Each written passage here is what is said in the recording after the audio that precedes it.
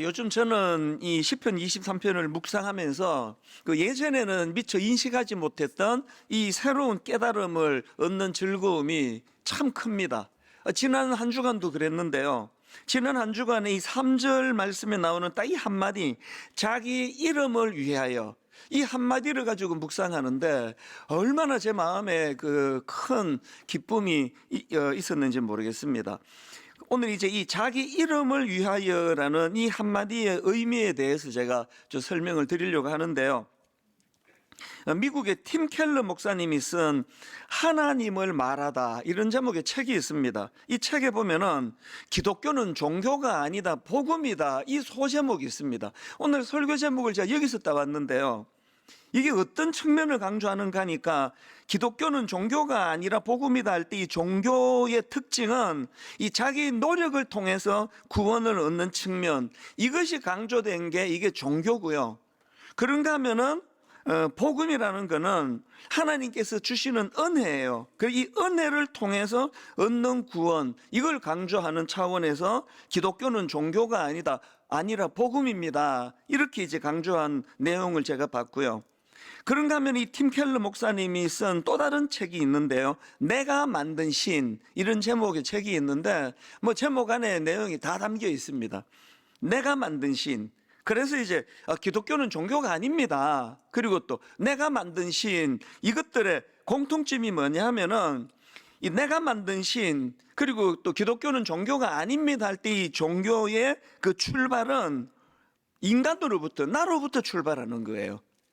그래서 너무나 결핍이 많고 또 이 세상은 살기가 어렵고 또 많은 문제를 갖고 있는데 해결이 안 되고 하니까 인간으로부터 출발하는 거예요. 그래서 내가 신을 만드는 겁니다. 날 이렇게 좀 도와주는 신이 필요하다. 이게 종교라는 겁니다.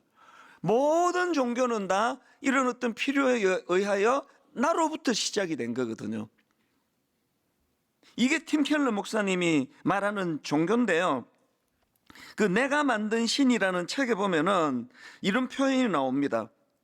인간의 마음이 우상 공장이다. 여기 굉장한 의미가 담겨져 있습니다. 인간의 마음이 우상 공장이다. 우리가 생각할 때 그 구약에 나오는 우상은 다 무슨 금송아지 또 무슨 형상들 이런 것들을 우상이라 그러는데요. 사실은 진짜 우상은 이 안에 들어있다는 거죠. 자기 필요에 따라 끊임없이 신을 만들어내는 이게 우상이라는 걸, 이걸 강조하는 거 아닙니까? 골로새서 3장 5절에 보니까 그러므로 땅에 있는 지체를 죽이라. 곧 음란과 부정과 사욕과 악한 정욕과 탐심이니, 탐심은 우상 숭배니라. 왜 인간의 마음이 우상 공장인지 아시겠죠?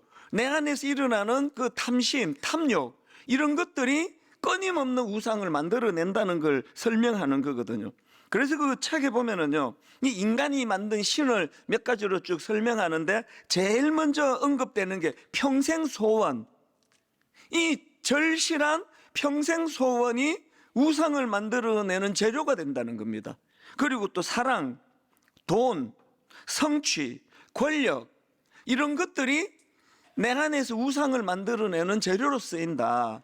그렇게 이제 설명이 쭉 되어지는 그 책인데요. 어쨌든 우리가 기억해야 되는 건 신앙생활의 핵심은 내 필요가 아니에요. 그래서 내가 만든 신, 그건 우상이지, 그건 우리 신앙의 포인트가 아닙니다. 그래서 기독교는 종교가 아니다. 사실 이제 그 사회학적으로 말할 때 기독교를 범주 안에는 종교에 들어가는데요. 여기서 기독교가 종교가 아니다라는 것은 그 강조점이 다른 거겠죠. 제가 시편 23편을 또 특히 3절을 묵상을 하다가 이 짧은 한마디요. 3절을 한번 보십시오.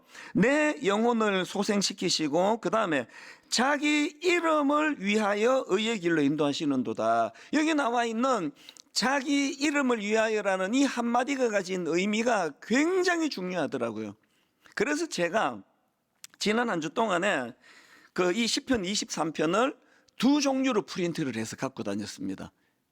자, 먼저 제가 프린트한 걸 한번 보십시오. 1절부터 6절까지를 프린트했지만 3절까지만 한번 읽어드리겠습니다.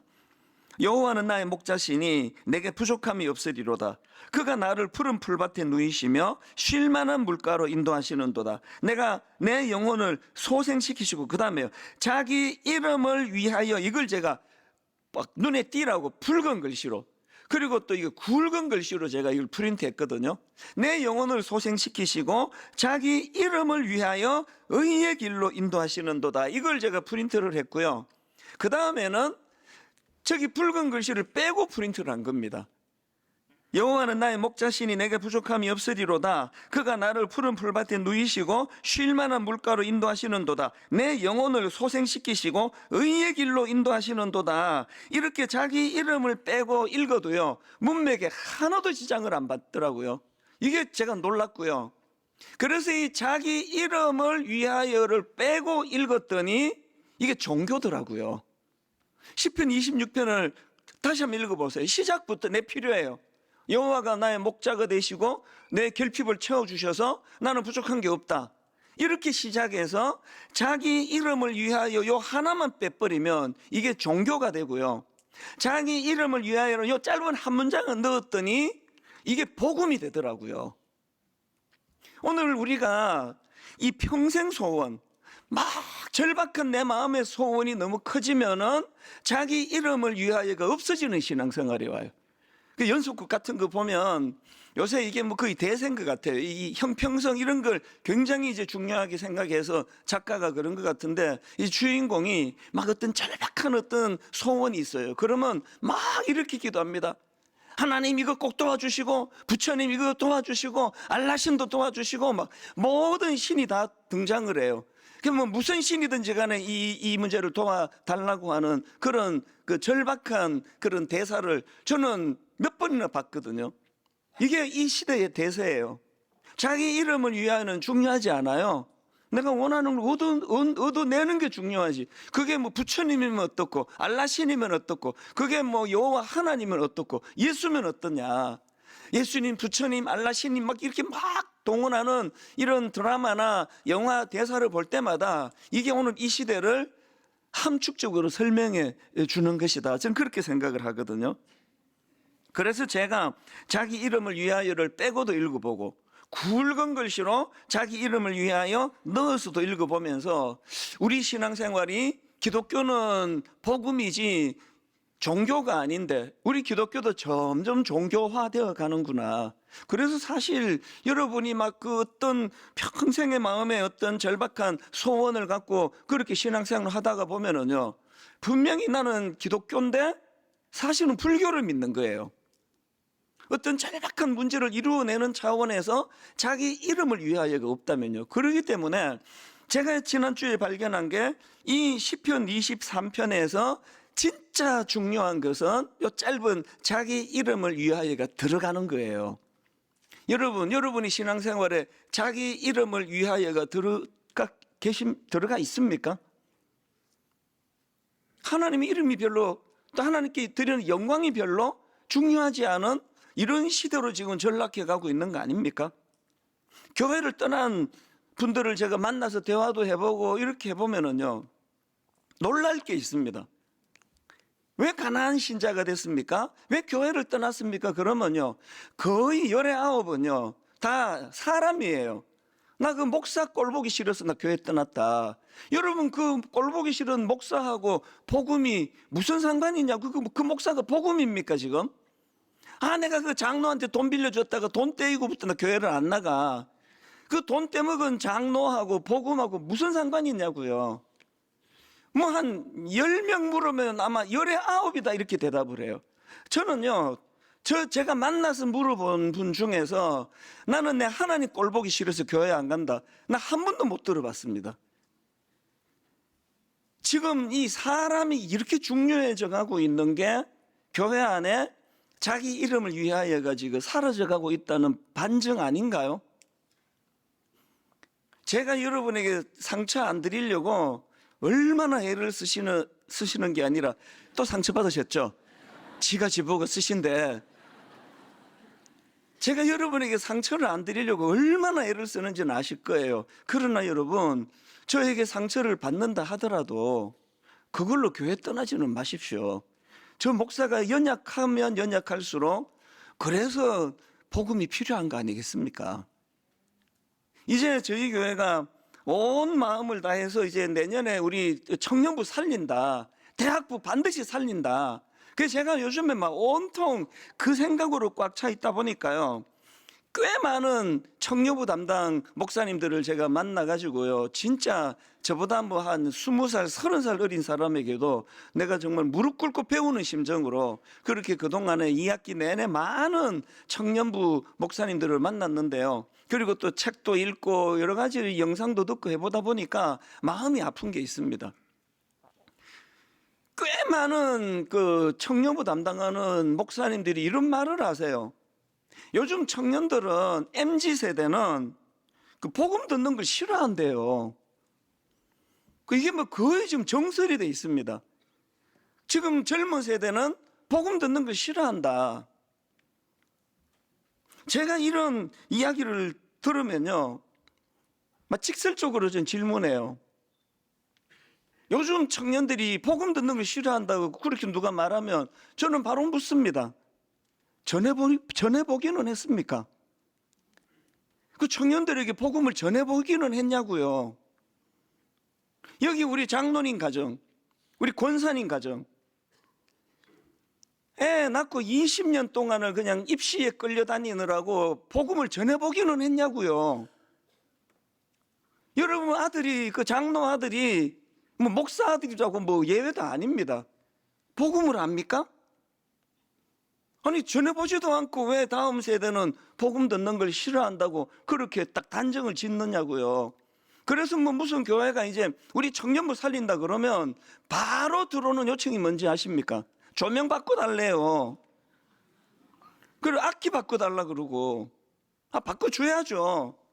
그거 뭐 낡은 거면 바꿔야 됩니다. 그러나 악기 바꾼다고 떠난 애들이 돌아오느냐고요. 막 청년부 예산에 저는요, 그 아이들 밥 사주는 예산 어느 정도 필요하다고 생각해요. 그러나 막 예산에 저는 그게 너무 많이 잡혀 있는 건지 반대예요.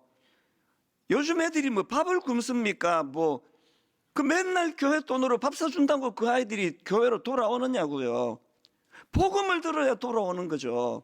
그래서 내년에 지금 이제 분당 우리 교회도 내년에 저 청년부 예산을 굉장히 많이 올리는데요.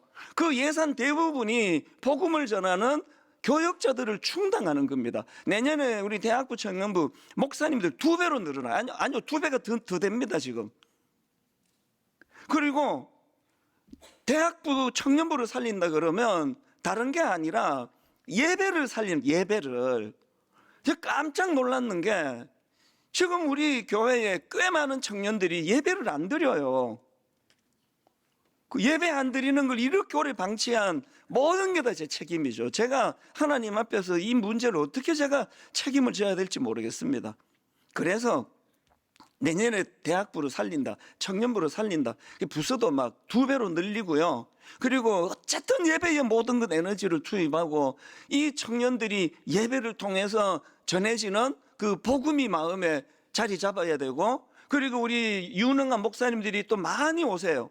이분들이 청년들에게 신앙 강좌를 통해서 이 세상을 살아가기에 합당할 수 있는 힘을 공급받고 기독교 정신, 또 기독교 가치관, 기독교 세계관 이런 것들에 대하여 가르치면서 내년에 한번 어린이날 꿈을 꾸고 있는데요. 여러분 기도해 주시기를 바랍니다. 오늘 이런 그 특별한 세미나를 저희가 준비하고 동성애에 대하여 전문가들이 와서 뭐가 문제인지 강의하고 이 전부가 다 이제 내년을 시작하는 스타트를 알리는 거거든요.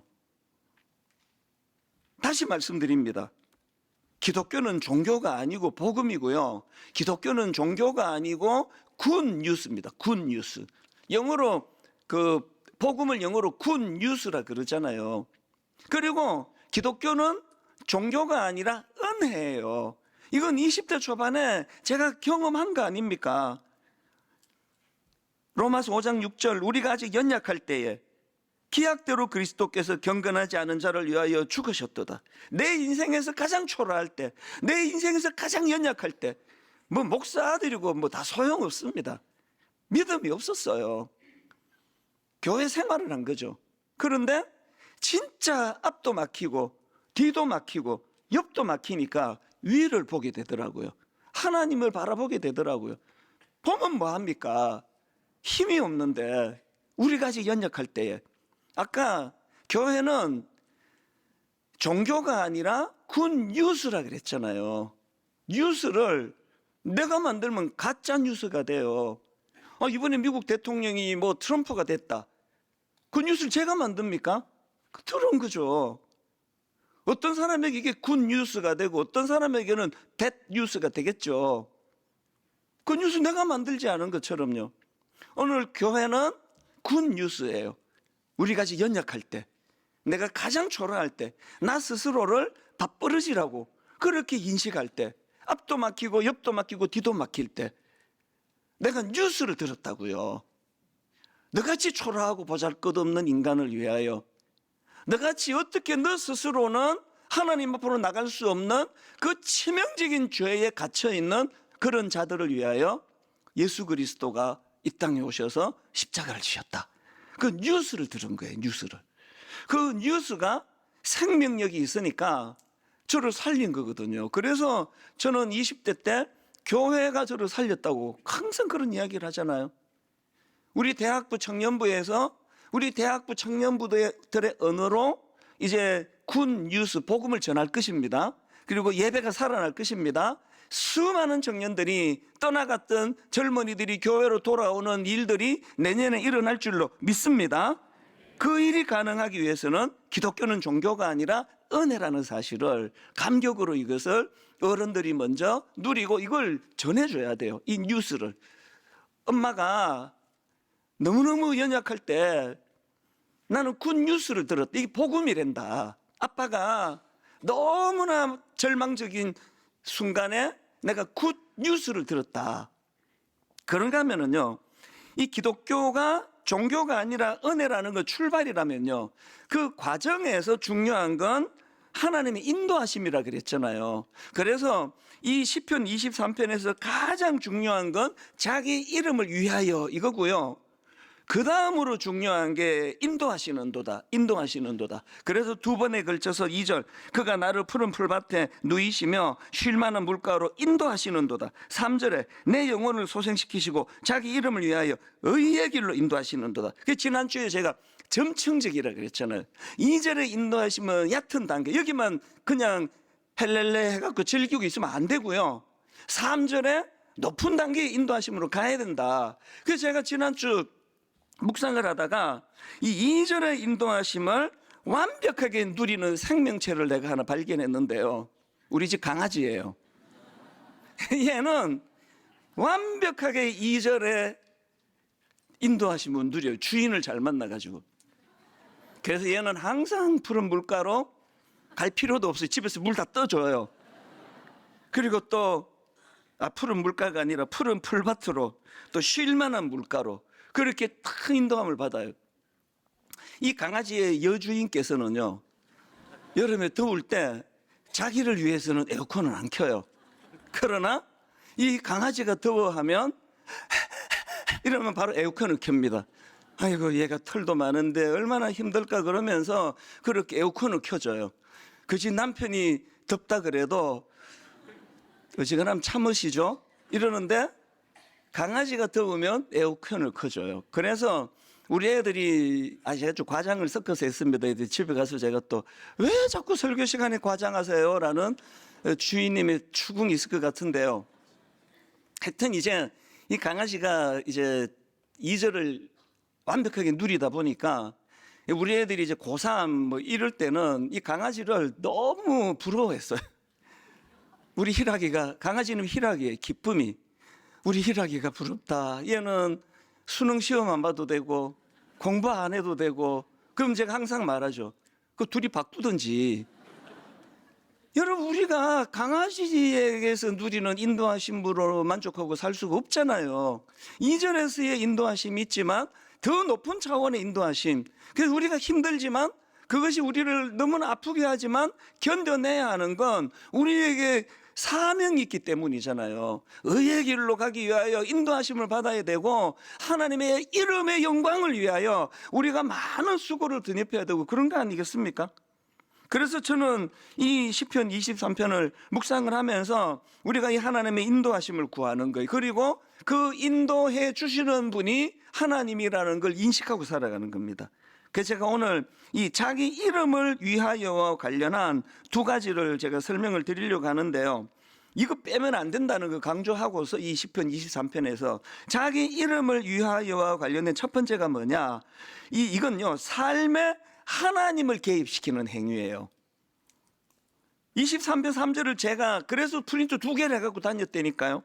내 영혼을 소생시키시고 의의 길로 인도하시는 도다. 뭐 부처님이 하시건 하나님 하시건 상관없는 그 신앙이 아니라 자기 이름을 위하여 의의 길로 인도하시는 도다예요. 여러분 삶 속에서 이 하나님의 개입하심이 있습니까? 그래서 우리는 결과보다 중요한 게 과정입니다. 모세가 왕궁에서 온갖 진짜 고급 훈련을 다 받았지만요.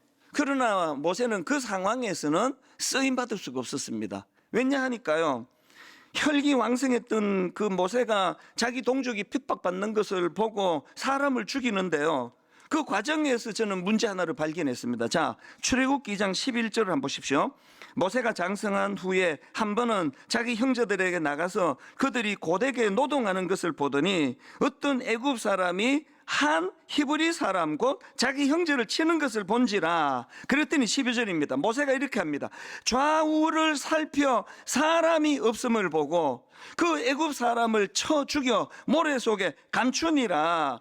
아무리 왕궁에서 최고급 교육을 받았다 할지라도 이 출애굽하는 과정에서 그가 지도자로 쓰임을 받을 수 없은 이유는 뭐냐면은 그는 지금 좌우를 살펴서 사람만 의식하는 거예요. 사람이 없네? 안 보네?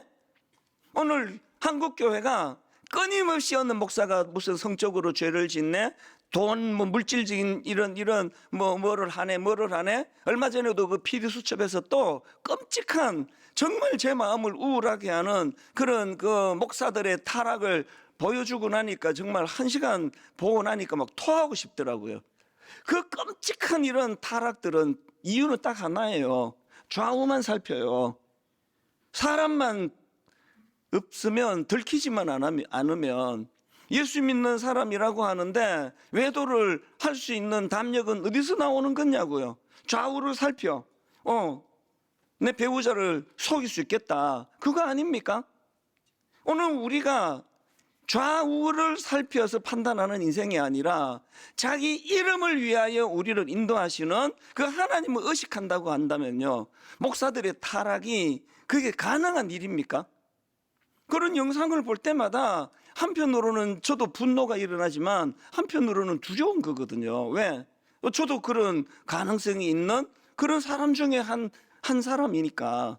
나는 지금 목회를 좌우만 살피는 거 아닌가? 사람만 의식하는 거 아닌가? 사람 눈만 내가 그냥 적당히 잘 그렇게 피하면 된다고 생각하는 그 목회자는 시간 문제예요. 반드시 그런 어려운 못된 자리에 빠질 수밖에 없다고 한다면, 그래서 제가 오래전부터 개척 초기부터 기도 부탁드린 거 아시는지 모르겠는데요. 제가 평생의 소원이 PD수첩에 안 나오는 거예요. 그래서 지금까지는 잘 왔고요. 그래서 이제 얼마 안 남았습니다. 하나님 은퇴할 때까지 PD수첩에 나오자. 이 상징적으로 하는 이야기입니다. PD수첩만 무서운 게 아니라 궁금한 이야기 Y. 그것이 알고 싶다. 그리고 또 목요일을 하는 거 하나 더 있는데 하여튼 지금까지는 안 나오고 있는데요. 좌우만 살피면 언젠가는 나오게 될 겁니다. 우리가 자기 이름을 위하여예요. 내 인생에서 자기 이름을 위하여 이 뚜렷한 목표가 있다면 아내만 속이면 돼. 남편만 내가 속일 수 있으면 돼. 그거 아닙니다. 그래서 여기 나오는 자기 이름을 위하여라는 이 한마디가요. 내 삶에 하나님을 개입시키는 행위예요. 내 삶에 하나님을 개입시킨다고 한다면 그 하나님은 의의 길로 인도하시는 도다예요. 예수 믿는 우리가 잘 살기만 해서 됩니까?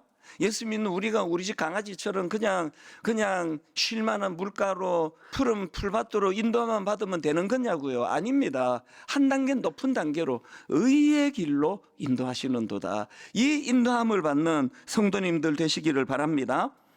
두 번째로요, 자기 이름을 위하여와 관련된 거 하나가 되어 있는데요, 이 자기 이름을 위하여라는 이 말씀 속에는 이 삶의 역동성, 또 삶의 생명력을 회복하시는 하나님의 능력, 이거를 맛볼 때 이것이 가능하다는 겁니다.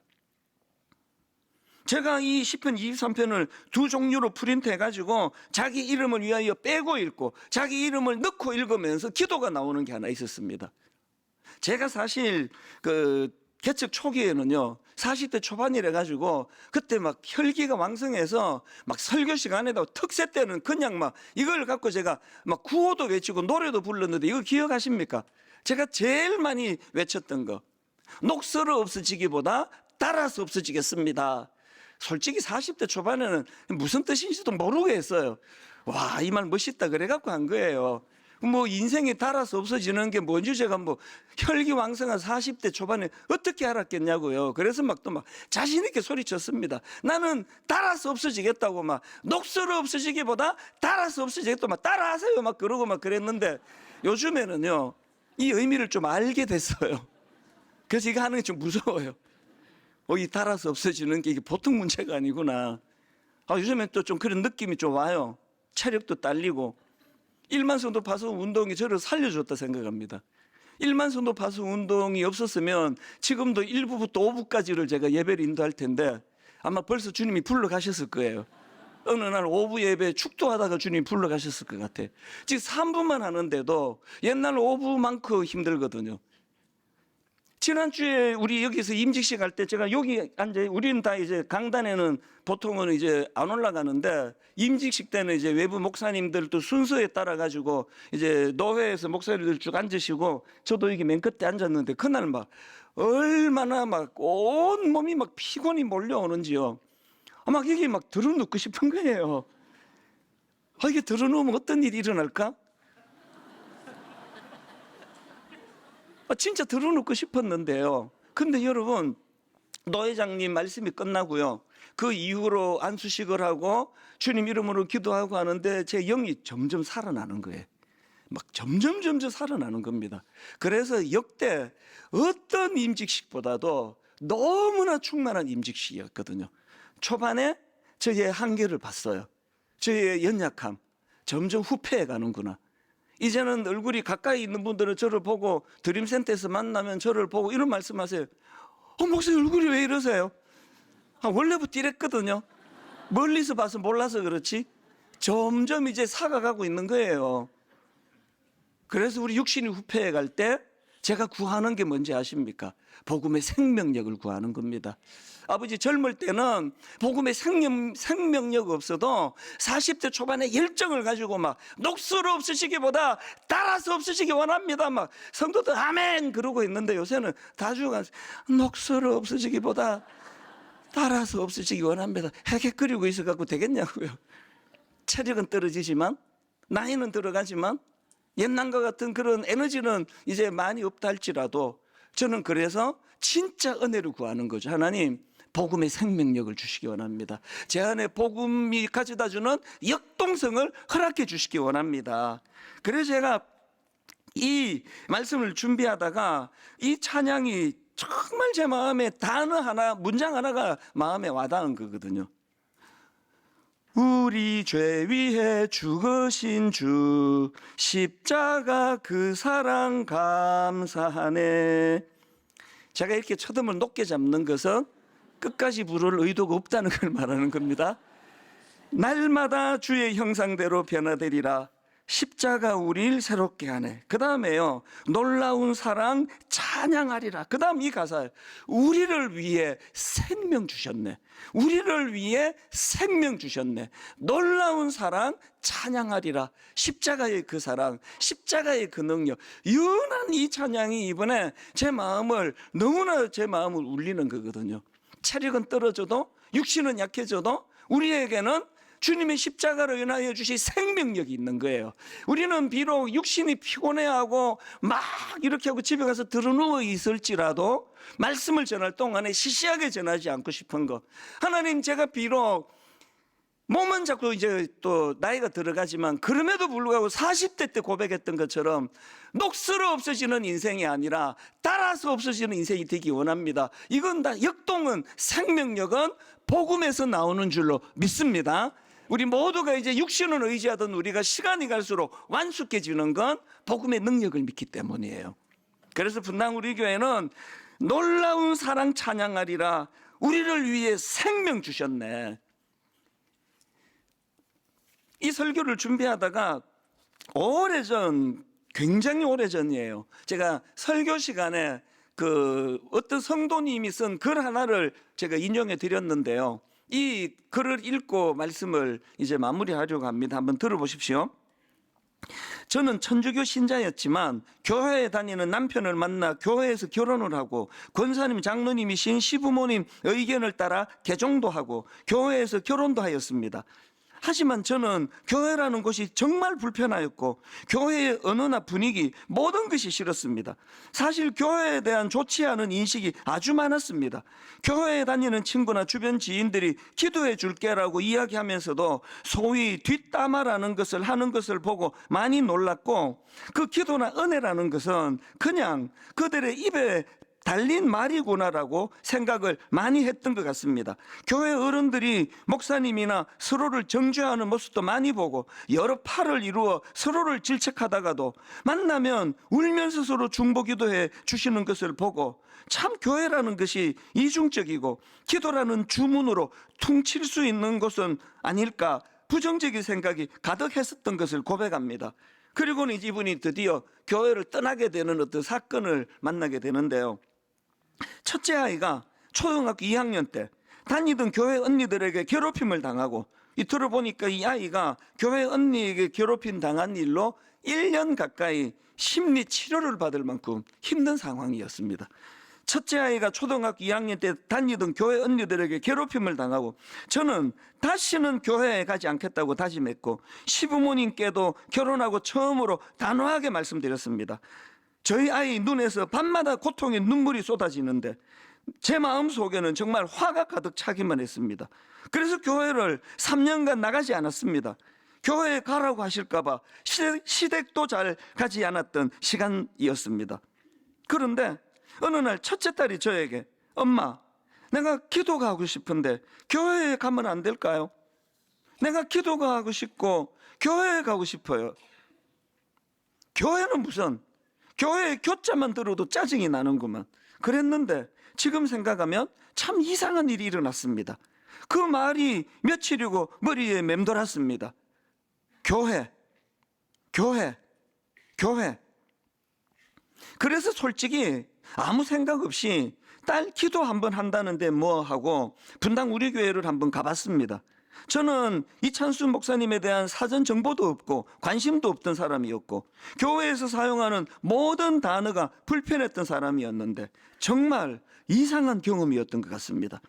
예배 전 찬양 하나를 듣고 그 다음 찬양 하나를 더 듣는데 막힌 하수구가 뚫리는 기분처럼 목에 있는 불편한 가시가 나오는 것 같은 기분, 목에 있는 불편한 가시가 나오는 것 같은 기분에 눈물이 몇십 분 동안 펑펑 쏟아졌습니다. 남편이 창피해할 정도로 울었으니까요. 얼마나 눈물이 나든지 나는 왜 울고 있지? 하는데 정말 그 찬양, 목사님의 말씀, 마지막 축도 몸에 쏟아 부어지는 느낌이 들었습니다. 얼마나 울었는지 모르겠습니다. 그날로부터 이제 1년이 되어 가네요. 전에 부정적으로 여겼던 기도해 줄게 했던 교회 다니던 친구들의 마음이 지금 내가 저 사람을 위하여 기도해 주고 싶은 것과 같은 마음이었던 것은 아닐까? 이런 생각이 드는 요즘입니다. 화면에 비춰지는 울고 계신 성도님들을 보면 저도 모르게 주님, 저 사람도 울고 있습니다. 저와 같이 우는 마음일까요? 저 눈물에 함께 그저 계시기만 해주세요. 저분을 위해 기도합니다 라는 생각을 예배당에서 하고 그분도 그래 주시지 않을까 하는 마음으로 기도를 하게 됩니다. 1년 동안 목사님의 설교를 듣고 찬양대의 찬양을 듣고 울고 하며 교회 분들이 은혜라고 말씀하시는 것이 이런 것이구나 생각하고, 예배는 사건이라고 하신 말씀이 무엇인지를 느끼게 됩니다. 여러분, 이 글의 결론이 이렇게 맺어져요. 예배 드리고 펑펑 울고 돌아오는 길에 이렇게 내가 여기에 나와서 하나님을 만난 것일까? 그 다음 한번 들어보세요. 정말 꼭 누군가 여기로 나를 불러준 기분이 든다라는 생각을 오랫동안 했답니다. 이분이요, 교회 안에서 일어나는 각종의 실망스러운 일들, 입에 발린 기도해 줄게 그러고 뒤에서 뒷담화하고, 교회 다닌다는 사람이 하나도 세상 사람들보다 나을 게 없는 그런 것을 역겨워하던 기독교가 종교라면 이분은 교회를 떠나는 게 맞습니다. 교회 와서 무슨 매력이 있냐고요. 그런데 어느 날 이분에게 교회가 종교가 아니라 복음이 된 거예요. 이분에게 종교가 굿 뉴스가 되고요, 이분에게 교회가 종교가 아니라 복음이 됐단 말이죠. 사건을 경험한 거거든요. 오늘 결론을 저는 이렇게 맺기 원합니다. 우리들 안에 너무나 흐릿해져 버린 시편 23편에 나오는 자기 이름을 위하여, 그래서 이거 빼고 내 영혼을 소생시키시고 의의 길로 인도하시는도다. 뭐 누가 인도하면 뭐가 중요해, 나는 뭐 그냥 인도만 받으면 돼, 이랬던 우리가 의의 길로 인도하시는 하나님, 그분이 우리를 위하여 십자가 지시고 그 굿뉴스, 이거를 내가 알게 되는 게 이게 신앙생활이었노라고 그렇게 고백하면서, 분당 우리 교회가 이제 내년을 준비하고 있는 동안에 거대한 종교 집단이 아니라 분당 우리 교회는 굿뉴스를 전하는 곳, 여기서 주님을 만나는 사건을 경험하는 곳, 떠나갔던 젊은이들이 우후죽순처럼 다시 되살아나 교회로 돌아오는 곳, 이런 꿈을 꾸는 내년 한 해가 되도록 기도해 주시기 바랍니다.